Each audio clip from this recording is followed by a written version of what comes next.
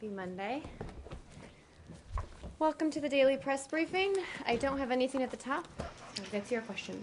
Can you, the Secretary's comments this morning in London, whether or not they were rhetorical or serious, they seem to have been embraced and endorsed by a growing number of people. And I've just heard the White House Deputy National Security Advisor say that you would have to take a hard look at the Russian proposal, which is a bit odd since it wasn't a Russian proposal. It was actually a proposal by Secretary Kerry. Was this rhetorical or was it serious? What Secretary Kerry said, as Jen said, I believe, from the road, was that he was speaking rhetorically about a situation we thought had very low probability of happening. What Ben, I believe, said, and what we're saying, is that we will have to take a hard look at the Russian statement, which is what's happened since then. And so we understand exactly what the Russians are proposing here. I think that's what we've been clear about. Clearly, we have some serious skepticism. Everything that Assad has done over the past 2 years and before has been to refuse to put his chemical weapons under international control. He hasn't declared them. We've repeatedly called on him to do so, and he's ignored prohibitions against them. So I think it's important to keep in mind the context under which this Russian statement and the Syrian statement is happening, that this is only happening in the context of a threat of U.S. military action. So again, we'll take a step back and we'll look at the Russian statement. We'll see what details lie behind it. But at this point, of course, we have serious skepticism because of everything Assad has done in the course of the last several years on chemical weapons. What does it mean we'll take a step back? We'll take a hard look at it. Well, absolutely. Taking a step back seems to imply that you might not continue with making your case for absolutely not. In fact, the opposite, Matt. We think this is why it's even more important that Congress votes to authorize the president to use military action against Syrian regime targets, because we can be clear that if we don't give authorization to do so, and if we don't respond, then Assad will see that as a green light to continue using these chemical weapons. So in fact, we would say the opposite. That's why it's even more important for Congress to move ahead and authorize this use of military force. The Secretary's comment came in response to this question. Is there anything at this point that Assad's government, could do or offer that would stop an attack? And the Secretary replied, sure. He could turn over every single bit of his chemical weapons to the international community in the next week, turn it over, all of it, without delay, and allow a full and total accounting for that. But he isn't about to do it, and it can't be done, obviously. A couple things. It appears now that the Syrians say that they are willing to do this. But what does he mean it can't be done, obviously? Why is it obvious that this can't be done? Well, I think with again, you saw Jen's comment about this, Right. that he was making a rhetorical statement about a scenario that we find highly unlikely. Now, what we've said since then on the Russian statement is that everything Assad has done over the past 2 years has been exactly the opposite of declaring, of being open, of moving towards getting rid of chemical weapons. So we have to, so it's the onus is on them, but what we've been clear about is we can't have this be another stalling tactic. So I'm not going to further parse the Secretary's words. I think we've made very clear that because of all of the deception of the Assad regime about their use of chemical weapons and other issues, quite frankly, gives us strong skepticism that this could happen. We'll take a look at what the Russians have said. We'll take a look at any ideas people would put on the table. I'm interested why you keep putting this on the Russians, because Lavrov did not make this statement until after he found out about what the Secretary had said. But the Secretary was not making a proposal. The Secretary was making How is that? Go ahead. Thank you. The Secretary was making a rhetorical statement, and you read the whole quote, which I actually appreciate you doing. Look, he's not about to do this. How do you know that? Because everything. Look, if the Assad regime came forward and said we will give up all of our chemical weapons, put them under international control, clearly that would be a good thing. We've asked them to do that for years. But everything the Assad regime has done over the past 2 years and before is in direct opposition to that. But if the threat of U.S. military action pushes him to do that, are you willing to consider not going ahead with, or is I don't know if the president, is this something that you would see as that would lower the temperature, that would take things down a notch so that you potentially wouldn't have to carry out a military strike? We believe that the Assad regime's use of chemical weapons must be responded to. We believe that the So- only way to deter and degrade Assad from doing this again is to have a credible military threat on the table, which is why Congress needs to move quickly to authorize this use of force. Okay. So we are actually moving forward with this because it's even more important that in this scenario we get authorization to do just that. Understood. My last question on this, though. So your position is that even if they did this, they still need to be punished for what happened on August 21st and before. Those weren't the words that I used. I don't think I've ever used the word punished. Well, but action. I'm not going to go down the hypothetical route. I think where we are today is we're going to look at what people are putting on the table, whether it's the Russians, whether it's the Syrian foreign minister. We're going to look at what's on the table. Every indication we've gotten out of the Assad regime is that they have no intention of declaring or giving up or stopping to use these weapons.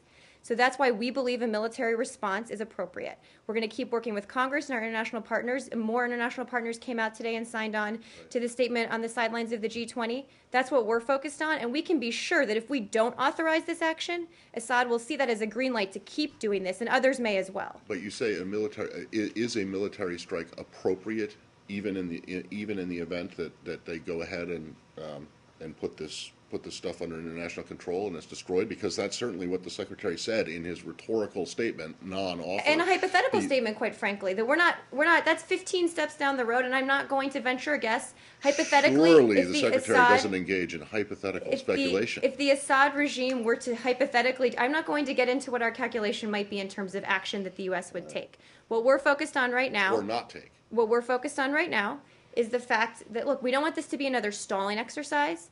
And we have serious skepticism about the commitment of the Assad regime to actually get rid of their chemical weapons, given that they have not only kept them, refused to acknowledge them, but used them indiscriminately against their own citizens. Well, this whole idea of Syria surrendering its chemical weapons stores seems to be picking up traction on Capitol Hill.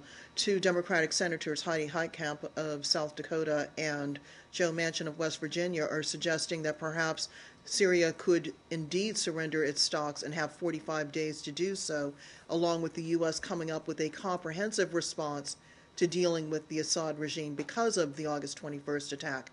Has this building had a chance to look at that draft proposal? Is the Secretary prepared to discuss it with these senators when he goes up to the Hill on Wednesday?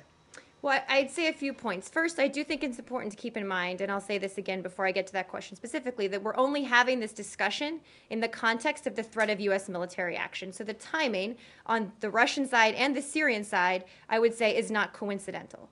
Second, obviously, the Secretary will continue to have discussions on the Hill. He's returning today. He'll be up on the Hill this evening, and he'll be up there throughout the rest of the week as well. I'm not going to get ahead of where we are in those discussions, but we firmly believe that because of what's happening now, that this is why it's even more important that Congress votes to give the President the authority to undertake military action in response. Is the idea of having this authorization simply to have it as a lever in order to get rid of whatever WMDs that Syria does possess?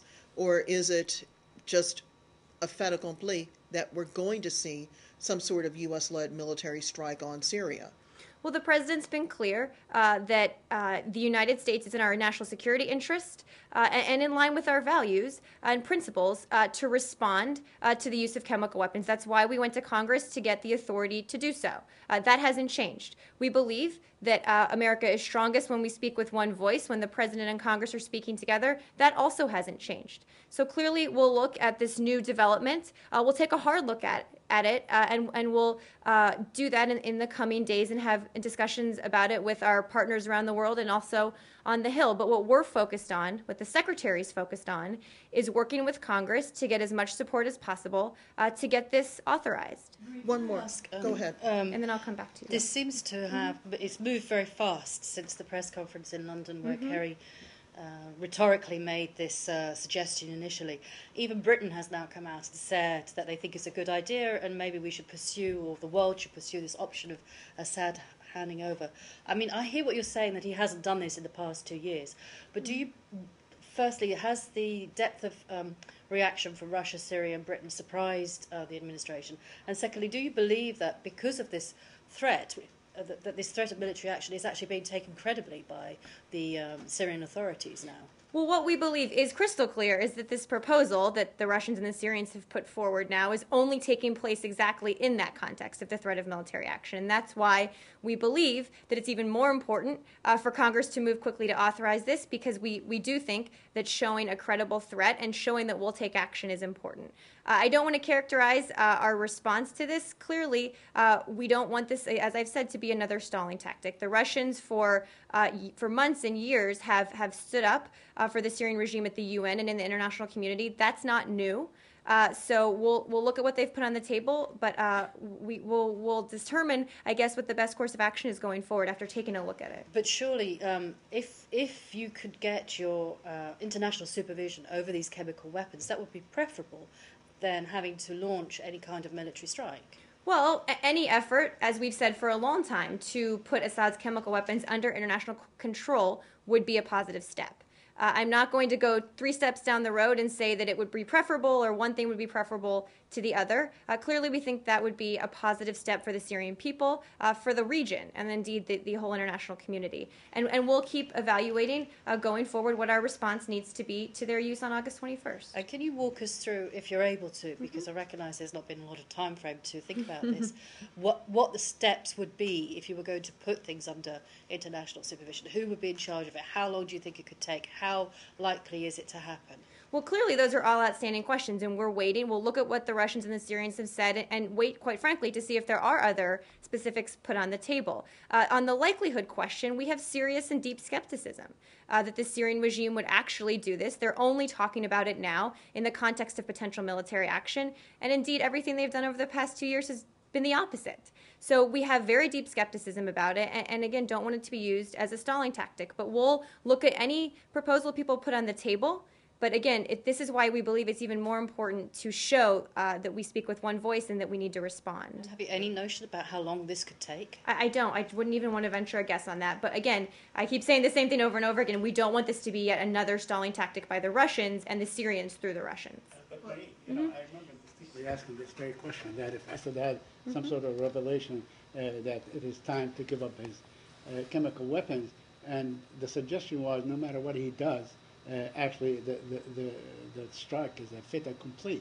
So why not? I mean, why not consider this as part of some sort of a victory for the position of the United States and the international community, and having the Syrian regime come clean with its chemical weapons? Why wouldn't this be sort of perceived as actually a tremendous plus that you have achieved? Well, they haven't showed any willingness to do so besides a statement by their foreign minister. That's not evidence. That's not action. Those are more words. But that is the foreign minister, and he did it. I mean, he said it in a very high-profile place, meeting with the Russian foreign minister. I mean, this is not something that was just casually. I mean, President Assad has said very strong statements publicly in high-profile forums that have been complete lies as well. So we'll see what happens now, quite frankly. Not before. I mean, Assad has repeatedly lied about his use of chemical weapons and would you agree, the fact that they have them. Okay. Would you agree that if actually this happens, that would be a tremendous achievement for the United States of America and the international community, if they actually do that, and that would sort of mitigate any reason or any cause to go to war, in essence? Well, 3 points, Saeed. The first is that I've said any effort to put his chemical weapons under international control would be a positive step. So yes, we believe that would be a positive step. The second is we also believe that Congress should quickly authorize the use of military force in response to his use on August 21st. Indeed, that's the only reason that we're even having this discussion. And the third point I would make is what you just said about going to war. Secretary Kerry was very clear last week that this would be a limited, tailored military action against Syrian regime targets to deter and degrade their ability to use chemical weapons. We're not talking boots on the ground. We're not talking Iraq or Afghanistan. Those are very big distinctions. If the suggestion is really to place these chemical weapons under lock and key and render them completely neutral, wouldn't you agree that that actually would render them completely neutral and under international supervision, thus sort of putting behind or on the back burner any need for a military strike? Well, I think the over 1,400 people's families who lost their lives on August 21st wouldn't want to be put on the back burner just because the Assad regime commits to doing something we don't think they have any intention of doing. Okay, Saeed. so we go back to the initial point that was made. So you actually want to punish the Syrians no matter what they do. because of what happened on the 21st. You're putting a of lot August. of words in my No, mouth, no, I'm Saeed. just asking you, do you believe that the Syrians need to be punished? I mean, I've and- never and used what the we- word punished. Okay. Do you believe that they should be held physically accountable, perhaps with cruise missiles, for what they have done? We on have the said 21st? repeatedly, the president has said, that the Syrian regime must be held accountable for its use of chemical weapons. That's why we went to Congress with an authorization for the use of military force. Again, everybody's going 10 steps down a process here. All we've heard today are statements from the Russians and the Syrians, who for the last 2 years have lied about chemical weapons, have protected the Assad regime when it's killed its own people. So that's why today we have serious, deep skepticism about this latest statement. Okay. Now let me just ask my last question. Mm-hmm. If this is part of, let's say, a much grander bargain, so to speak, perhaps Geneva, a peace settlement where all the combatants can come to the table and agree to this, and in fact you have an international subversion, that would be a good thing, wouldn't it? I will say it again. Any effort to bring his chemical weapons under international control would be a positive step. We've also said that separate and apart from our response to his use of chemical weapons on August 21st is the Geneva process that we are fully invested in, that we think is the only way to achieve a durable, stable Syria going forward. And lastly, I'm sorry, I promised that was my last, but to follow up on Raza's question on the 45 days, I mean, the congressmen are saying 45 days. Why is that, out of the realm of plausibility? I'm just not going to address that specifically. We'll keep talking to Congress. The secretary, I said, is coming back from his trip and going directly to the Hill today. So we'll keep talking with them about what this looks like. We've put an AUMF forward as an administration and are willing to have discussions about what that should look like as they debate and decide and ultimately vote on it. Scientists and experts say Your that last question. The last one. Okay, sorry. It's okay. I really appreciate your indulgence and my Of course. colleague. If scientists and technicians and so on say you actually need an X number of days to do this, would you go along? Saeed, I'm just not going to get down that hypothetical path. I'm really not. If we see any indication that this latest statement has any merit or any basis in reality about what might actually happen, we can have those discussions. At this point, all we've seen are statements, and everything we've seen from the Assad regime points in the opposite direction. Yes, let me go back to Roz, and then I'll come back up to you, Matt.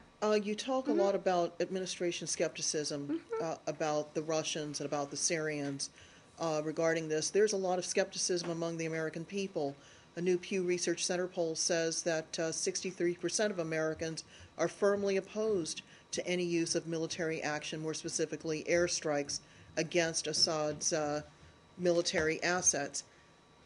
Yes, we've heard from Ambassador Power on Friday. Yes, we are hearing from National Security Advisor Rice this afternoon. We're going to be hearing from the President later today and again tomorrow.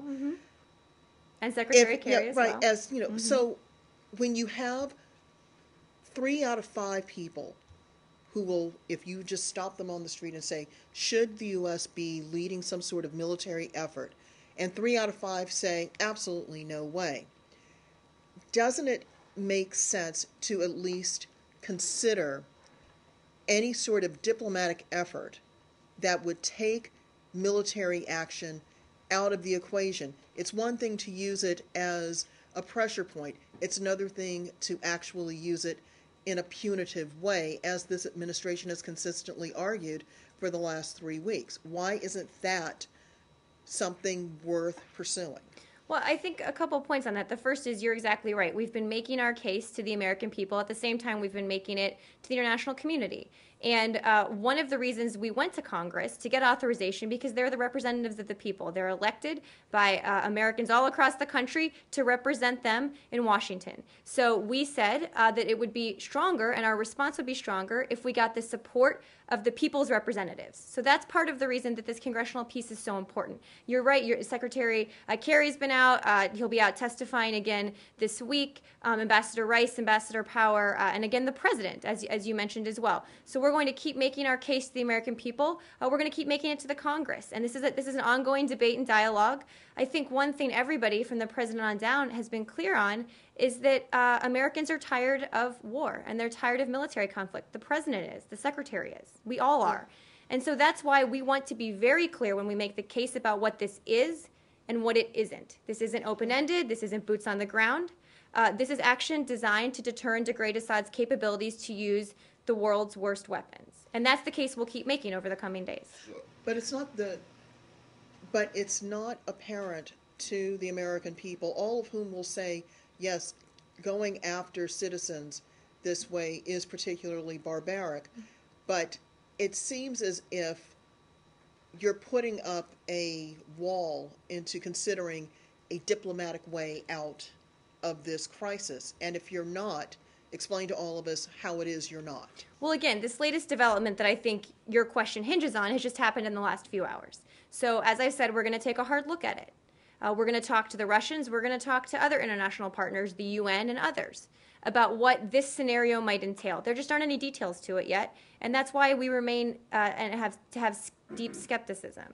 So again, this latest development is just a few hours old, but we believe that because of this, it's even more important to show to Syria and to the rest of the world that we mean what we say, and to move forward with a congressional vote to authorize as quickly as possible. So Yes. two things. One is a little bit earlier you said we'll look at any proposal people put on the table. Do you want to qualify that? I mean, a serious proposal? Any proposal? We'll look at proposals people put. I don't need to qualify that. We will certainly look at proposals. We're taking a hard look at this one. Well, surely you wouldn't. I mean, a proposal that doesn't have. I don't know. I just think if you're saying you look at any proposal that people put on the table, that just opens the door to people, bizarre I understand your question. Bizarre and ridiculous. You understand what I'm saying. Look, Yes, we will I take a do. look at proposals All right. people put on the The table. other thing is, I still don't understand why you are so eager to brand this a Russian and Syrian proposal. It Because is that's the facts clear. here. No, whether what the secretary said was rhetorical or not. It was rhetorical he and put it- hypothetical. Whatever, doesn't matter. He put it out there, and the Russians seized on it. But he So didn't I put it don't out buy- there as a proposal. Well, it doesn't matter whether he thought it or you say it was a proposal or not. The Russians Well, I took actually it. think it The does Ru- matter who gives the statement, what they It- consider it to be. Well- I think that actually does matter. And I think that the Russians Well- have repeatedly used stalling tactics over the past 2 years, and them picking up this ball and turning it into something it was never intended to be is an example, quite frankly, Well- we think of yet another stalling tactic. Well, either that or an example of some brilliant diplomacy at work by the Secretary of State. I mean, if the Feel free to administration, write your story that way. unless the administration is really anxious to conduct a military operation in Syria, no matter how limited or unbelievably small, as the Secretary also said this morning, I would think that you would welcome this and want to take ownership of it if it can avoid military action, which, as you say, is you acknowledge is deeply unpopular and opposed by most of the public. And if it's true, as you say, that the administration, that the president, that the secretary are all tired of war, which is what you just said. So I don't understand Those are two why different it things. is that you are insisting that this started with the Russians. It What- didn't. It started with the secretary this morning, and either it was a mistake because his rhetorical offer was picked up on it as such, or there was method in this madness, if it were, and you may have, I don't know if stumbled is the right word, but come across a way to avoid doing what you don't really want to do, but feel that you have to. Well, I'd make a few points. The first is I think I've said that we would welcome any effort to get these weapons under lock and key in the international community. We've said that for months. What I'm expressing skepticism about is the likelihood that will actually happen, based solely not on anything we've said or done, but based on what the Syrian regime itself has said and done. Right. But it would be a good thing, you would think, if those weapons were put under lock and key someplace and destroyed, right? Absolutely. Okay. Yes. Just a quick follow-up on the rhetorical aspect. Is the rhetorical, the word rhetorical, does it meant to sort of denote regret that the secretary said that? Not at all. Okay, so I think it's a fairly do you neutral believe- word. Okay, let me ask you something. I mean, not meaning to be disrespectful or anything. Could the secretary have been bluffing, and actually the Russians and the Syrians called his bluff? I'm not even going to venture to answer that But question, is Saeed. that factor into the thinking? I'm not even going to venture to answer that question. That's wild speculation. I'm just not going to go there. Yes. Still on Syria. So, yeah, just to sort of take this hypothetical further, would you have concerns about the logistics of actually putting weapons under lock and key if it's a 45-day timeline? Are you worried about a scenario where you let inspectors in and then he moves them, doesn't let them go someplace? I mean, would it really be a good thing if they said they would go ahead and do this, or would you still be Well, skeptical? I didn't say it would be a good thing if they said they would do it. I said it would be a good thing if it actually happened. Okay. And what we've said is, look, there's no details, there's no logistics, nobody's laid anything out on the table. Clearly, we think it would be good if we could get these weapons under international lock and key. But you brought up a timeline. We don't want the Syrian regime to be able to use this as another stalling exercise. They've repeatedly done that. They've tried to do it at the UN. They've tried to do it with inspectors, as you said, and we don't want them to try and do it here. So clearly, we'll take a hard look at what people have put on the table. We'll see if this actually has any credibility whatsoever, where everything they've done in the last 2 years doesn't. But if it does, we'll certainly take a hard look at how we can move forward. But we're just not there yet. Can I ask a question about the congressional lobbying efforts? Yeah. So the support right now is not there, and you've got a lot of people who are kind of on the record against military action. I'm just curious what kind of gives you hope, if you are hopeful, that people will move. Well, a lot of congressional outreach is ongoing. As we know, I think Congress just came back into session today. I know the Secretary was up there last week. I was with him for 2 very long sessions on the House and Senate side. But we think that the more members of Congress hear the classified intelligence assessment, the more they hear the case for why military action is in our national interest, that they won't take a vote against holding the Assad regime accountable. We don't think members of Congress will take a vote against this authorization that basically would then give a green light to Assad, to Hezbollah, to other dictators and terrorists around the world that they can use these weapons. So we believe the more that Congress learns about the case, talks to administration officials about it, and again, learns more about why this is in our national interest, that we'll get to the place we need to be. We just don't think Congress will allow America's credibility to be undermined by a no vote. And that's one of the things that we hear a lot in public statements from members, is that there's not a clear enough connection to them between use of chemical weapons in Syria in a civil war and U.S. national security. We hear a lot from the administration about how this is in U.S. national security interests, but members of Congress push back by saying, well, it's not like Assad's going to fire a chemical weapon at the U.S. How do we draw the connection here? So what do you tell them when they push back? Well, I'd make a few points. The Secretary Kerry made all of these points last week, but I'm happy to reiterate them again. The first is that Assad's use of chemical weapons not only hurts his own people, but it threatens our friends and allies in the region, like Israel, Turkey, Jordan, Iraq, Lebanon. We've already seen awful spillover violence with conventional means and terrorist attacks into some of those countries. The unchecked use of chemical weapons in the middle of such a strategically important area with so many U.S. allies and friends and partners is clearly in our national security interest. The other big point I would make about our national security interest is that when the United States draws a line and says this is unacceptable behavior, our credibility is on the line to back that statement up with action. And that not only would Assad think we don't mean what we say if we fail to act, but other countries, other terrorist groups, from Tehran to Hezbollah, as we've talked about, to North Korea, might think that when the U.S. says something and commits to doing something, that it doesn't mean what it says. And that hurts our credibility and our efforts on a host of issues around the world. So those are 2 of the big reasons it's in our national security interest. There are others as well. If an independent panel, international independent panel of experts can come and say, look, we believe that we need 2 weeks, 3 weeks, whatever, a month to do this, and have a roadmap to neutralizing these weapons and have them place them under lock and key that is completely secure, would that be acceptable to you? I'm not going to address hypotheticals, and I'm not going to address every single possible outcome that might come from this. All we can do is wait for a proposal, and we can look at the behavior we've already seen from the Assad regime, and that's what gives us such deep skepticism. Okay, but nobody's putting that proposal on the table but you, Saeed. I understand. I'm saying... I'm looking at Saeed's proposal exactly. right And now. you've rejected it. I suggested last week... As hypothetical. Yes. In that case, all proposals are hypothetical. Yes, Saeed.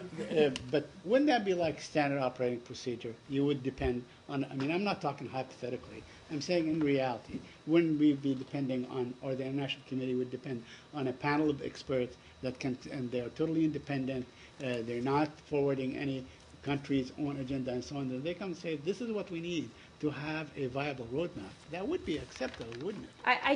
I'm not going to say whether that would be acceptable or not. That is a complete hypothetical. None of this is being discussed right now by any of the parties involved. I haven't heard the Syrians say that. So when the Syrians or the Russians or the UN comes back and says, here's a specific proposal, as they made a statement today, we'll take a look at it.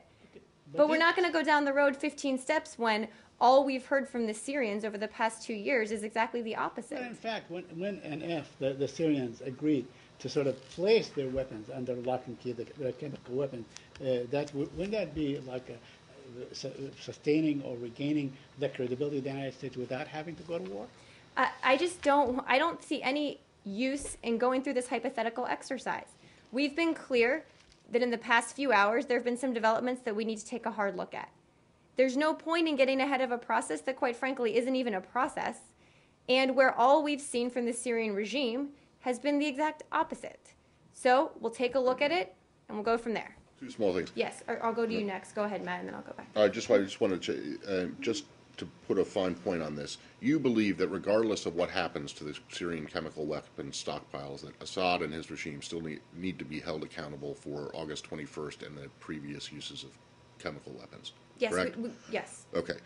So that would suggest that even if this thing works, it goes ahead as planned, that you would still want to reserve the right to conduct military operations. And we're calling on Congress even more strongly now to authorize that use of military And force. then just the other small brief point, you said a little while ago that the Russians and the Syrians for the past 2 years have repeatedly lied about that. Is that an intention? Is that trying to get back at Putin for calling the secretary a liar? That was not an intentional return of that comment, no. But what we've seen from the Syrians and from Assad himself is repeatedly lying about their use of chemical weapons. So you're not saying the Russians have lied. The Russians have certainly also protected the Syrians. They've refused to accept reality when it comes to the Syrian use of chemical weapons. Yes. That's not necessarily lying, right?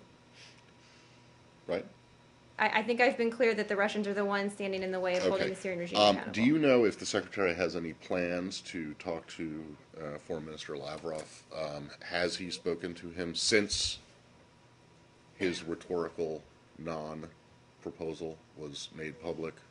He spoke with him today. Yes. Yes. After What? After which part? After the London press conference, or after Lavrov came out and said, "Hey, that's a great idea." It's my understanding that it was after the press conference, but let me double check on that because they're traveling. I'm just not sure. Okay, about well then that would suggest that if they talked in between the time that the Secretary made this rhetorical non-proposal and the time that Foreign Minister Lavrov came out and announced to the world that they would push the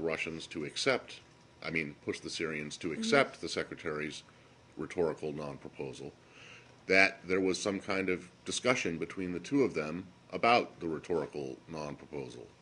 Is that... We've long discussed chemical weapons with the Russians. Of course, that came up today in their conversation as well. I don't have a further readout for you than that. Of course it did. It would be ridiculous to think that it didn't. Okay. Well, do you know? I know you weren't there. Was this a conversation on the plane, or was it? I don't know. That's my understanding. Yes. Okay, Again, well, I'm not there. I want to make sure I have all the facts right here. It's my understanding. Okay. And they talk frequently. Right. But have you gotten a significant readout of it? I mean, did he call him up and say, "Hey, Sergey, I just said this thing in London, and maybe you can take the ball and run with it," or did he say, "I just said something in London that I don't think I should have said, and please don't do anything with it"? And then Lavrov, of course, Lavrov didn't take that. Did they discuss the rhetorical non-proposal in the phone call? I'm not going to do more of a readout of their phone call than that. Clearly, we will continue talking with the Russians about this issue. And as I've said, we'll take a look at their statement. We'll take a look at what the Syrians have said. I'm not going to give you more detail on it. When you talk about, Oh, wait, Lad, let me go back here and then come back to you. A Yes. question. Syria still? No. Okay, we got to finish Syria first, and then I'll go to you next, I promise. Yes. when you talk about any military strike being precise, targeted, no U.S. troops on the ground inside Syria, I then think of what President Assad said to CBS News in his interview that aired today, in which he said the retaliation wouldn't necessarily come from the government, it would come from other forces, other groups inside Syria, forces he implied over which he has no control. what is the U.S. prepared to do in order to respond to that threat that Bashar al-Assad made in that interview? Well, we've been for a long time, as we've had military contingencies on the table, as we've said for a long time, even before this incident. Part of those contingencies are planning and looking at possible retaliation. I'm not going to go into specifics about what we might do to plan for that, but clearly it's a concern, and our military folks over at DoD, I'm sure, can speak a little more about it. But we would take that into consideration before any action's taken. But when you consider that where Syria sits is in a very densely populated part of the region, absent any U.S. troops on the ground, how do you essentially protect not just U.S. national security interests, but the national security interests of the people who are living around Syria? Well, one of the reasons, I would actually turn that back around on you, one of the reasons we think it's so important to respond to this use of chemical weapons is because it's in such a densely populated area with so many of our allies and partners and friends, that if we allow this use of chemical weapons to go unchecked, that only further threatens our allies and partners in the region if Assad thinks he can have a green light to do this in the future, or indeed other countries or terrorist organizations think so as well. So I would point to that. I would also point to the fact that again, the military plans for a lot of contingencies and is doing so right now as we speak. And I'm sure we'll have this conversation more as Congress authorizes this and we move forward. Has it already been, my final one on this, has it been discussed? Yeah, has it been discussed with other countries that they should be prepared to ramp up their own security forces, their own armaments, and be prepared for any retaliatory attacks? Well, other countries in the region, I think, are already well aware of the destabilizing presence that Syria has in the region and are acutely attuned to that from their own security posture. Clearly, that's the decision of each country to make. But we have discussions with all of our partners and friends in the region about all of this, and those discussions are ongoing. But yes. has the U.S. actually said to these neighboring countries, you should be ready and we'll be there to back you up if there are any retaliatory attacks? I don't have specifics on what those discussions have been like. I just don't. Interrupted you. On that interview, the Assad interview, he also said to expect everything. I mean, does that? What is your reaction to that? My reaction in what way? Well, I mean, are you guys? I mean, does that say Hezbollah to you, or what does that say? Well, I think that Assad and his regime has shown no limits to their brutality against their own people, whether that's their use of chemical weapons, whether that's Hezbollah, whether that's people coming to Syria and going and perpetrating terrorist attacks throughout the region. I don't want to venture to guess what Bashar al-Assad means when he says certain things, but clearly we've seen how brutal he can be. I know the videos, there's a number of videos that have been released now in the aftermath of these attacks. Those videos just underscore what we're dealing with here. And what we're dealing with when it comes to Assad, and why, in fact, this cannot go without a response. On Capitol, just regarding Capitol, the White House was suggesting that the president might go just with the Senate. Is the feeling also with the Secretary of State that would be sufficient, just the Senate? No, I'm not going to go down that hypothetical. I know I keep using that word too. We believe that the U.S. Congress should and will vote to authorize this. Discussions are ongoing on both sides of the Hill right now with the House and the Senate. And I just don't have any more further guesses to you in terms of whip count or possible hypotheticals about what might come from that vote. But you also said that you think that you're gaining ground. But in fact, what we have seen today, there are people who are backtracking, including the chairman of the Intelligence Committee, Mike Rogers, who said, look, they haven't made the case. And in fact, he made even stronger statements. So I think there's a tendency in Washington to try and do a minute-by-minute whip count vote on these issues. We've seen it on other issues as well. Having all been in Washington for a number of years, I'm sure we're familiar with the political ups and downs that go through every day. What the Secretary is focused on and what the administration is focused on is talking to senators, talking to members of Congress, testifying in these hearings, making the case to them in any way we possibly can that this is why it's in America's national security interest. And I would caution everyone, I know it's tempting, but to avoid the political ups and downs and the horse race that it's so easy to get sucked into in the daily grind of Washington. Quite frankly, national security and this issue is too important to be brought into that kind of discussion. Syria in the back? Yes. One other thing that Assad said in the Charlie Rose interview was something to the effect of nobody expected the 11th of September, which seemed to be an allusion to potential domestic retaliation if the United States does strike in Syria. So I know you didn't want to comment on specific things Assad said, but I'm going to ask you anyway.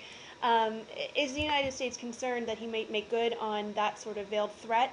Do you view that as simply posturing, or are there actual contingencies? When you talk about those contingencies, are you also talking about domestic contingencies to plan against some sort of domestic retaliation?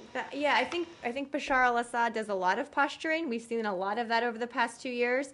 Again, we're focused on the region. We're focused on what's happening in the region, as we talked a little bit about some of our diplomatic posts on Friday and some steps we've taken there. Clearly, we're always concerned about any threats to the homeland, but I don't want to give too much credibility to what Bashar al-Assad says when he talks about that.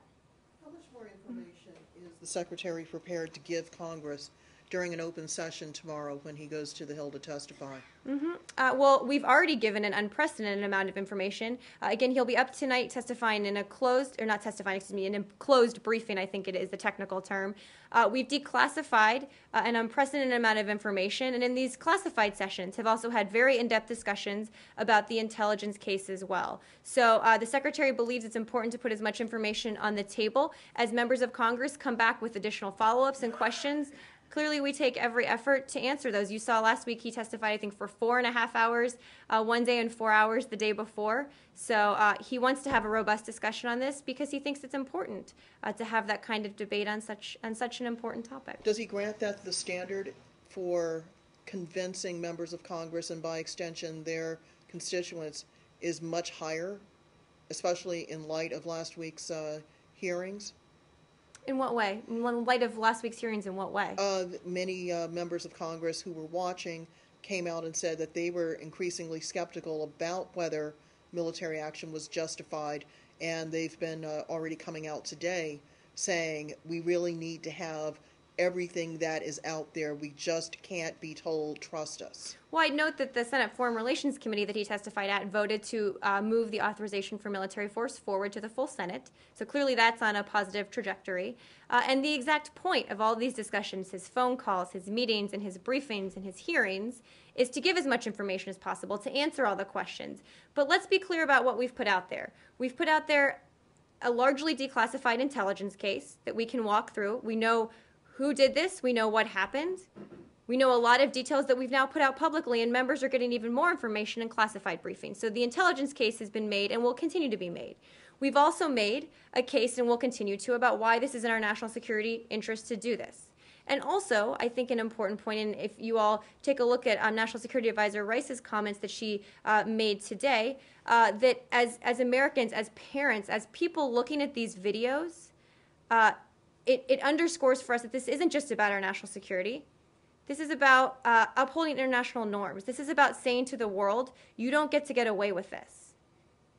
And so I think all of those discussions are going to continue. And now that Congress is back, the Secretary and others will be engaged in a lot of outreach with them this week. I think that's our primary focus. One more on this. Why hasn't there been a more robust discussion, apart from what Ambassador Power said on Friday, about the idea of responsibility to protect?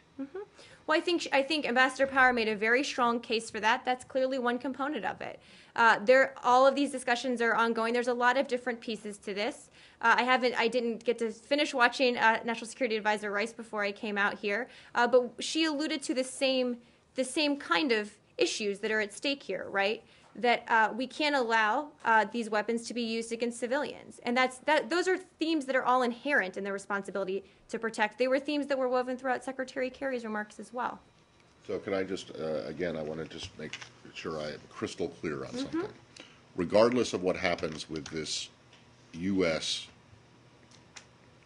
Rhetorical non-proposal that the Russians have picked up on, and I'm not going to buy this idea that it's a Russian idea, sorry, but regardless of how that goes, you are going to continue to pursue the authorization. Absolutely. So, we believe it's even more important that Congress move forward with the authorization because this is all happening only in the context of us moving forward with a threat of military action. But, yes. no, okay, but how about with actual military action, not just the threat of?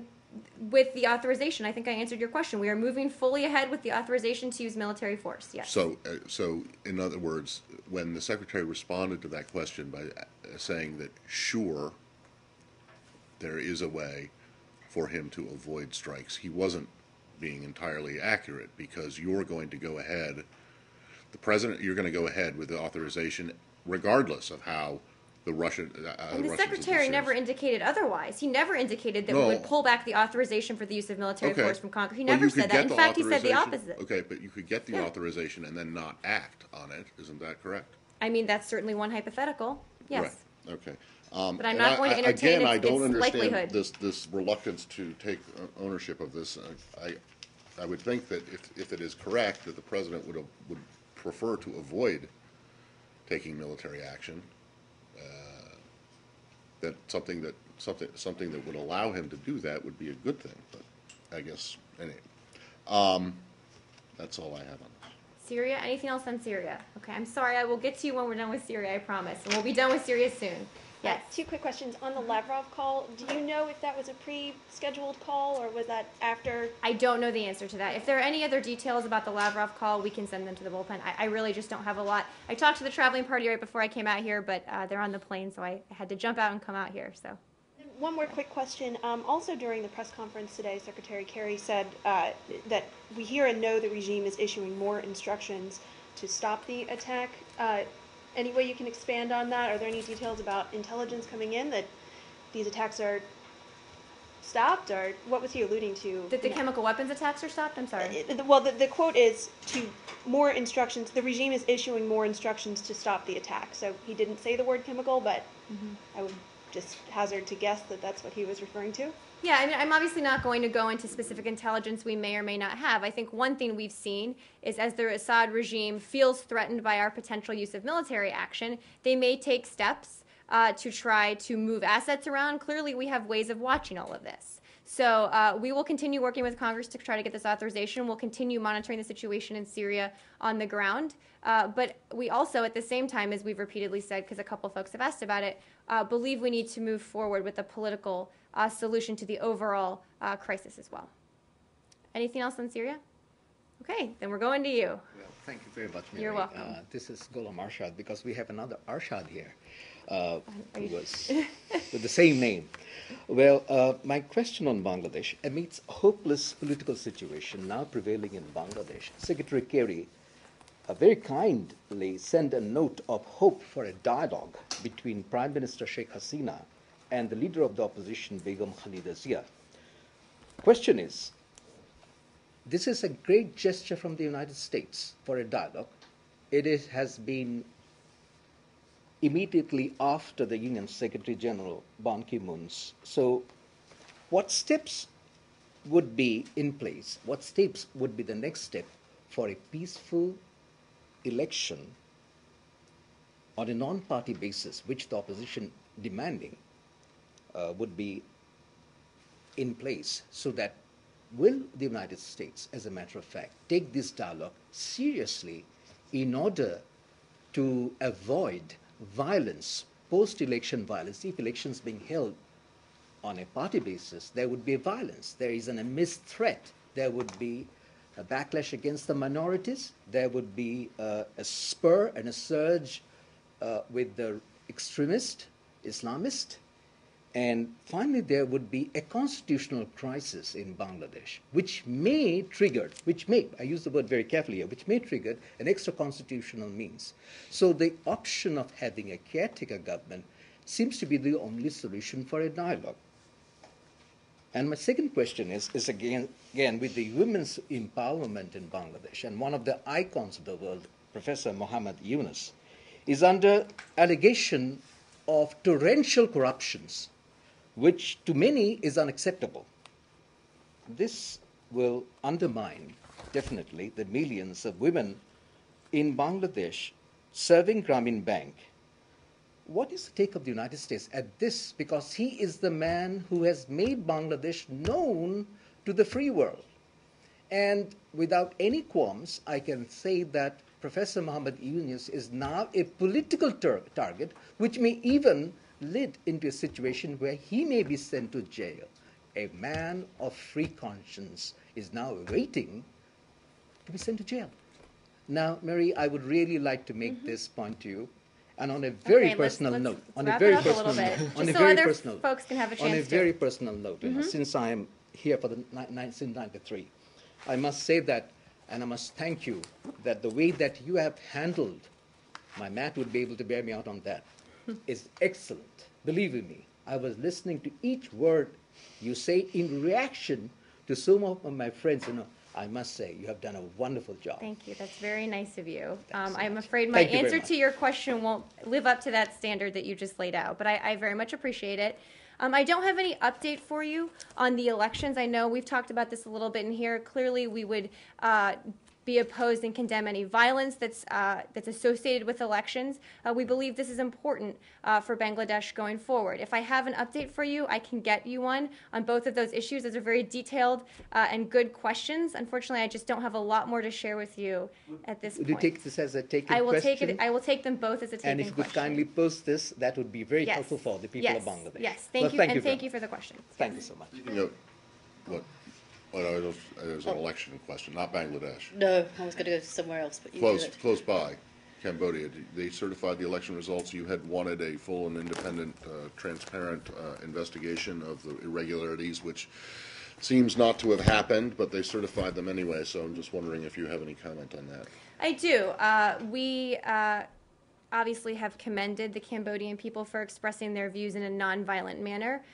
We do still believe that a transparent review of irregularities in the July elections would help efforts to assess and address flaws in the electoral process and give the Cambodian people greater confidence in their electoral system. And we are continuing to urge all parties, as we have, to seize this opportunity to improve their democratic processes going forward. So you're not concerned at all that they went ahead and certified the results without doing the investigation? We still believe that a transparent review of these irregularities would help these efforts. We still believe that should happen. Would help what efforts? The efforts to assess and address flaws in their electoral process. We've Okay. talked about that So a you little still bit. have concerns about it? Can you- Your concerns weren't addressed. I mean, I'm Well, just trying to figure independent out. monitors who observed the election cited serious irregularities in the processes. We've talked about that in here a little Right. bit. We still have those concerns and hope that there's a process to address them. Right, but I'm trying to draw you out on whether you think it is a good thing or a bad thing. I know what you're trying to do. That the results were certified without.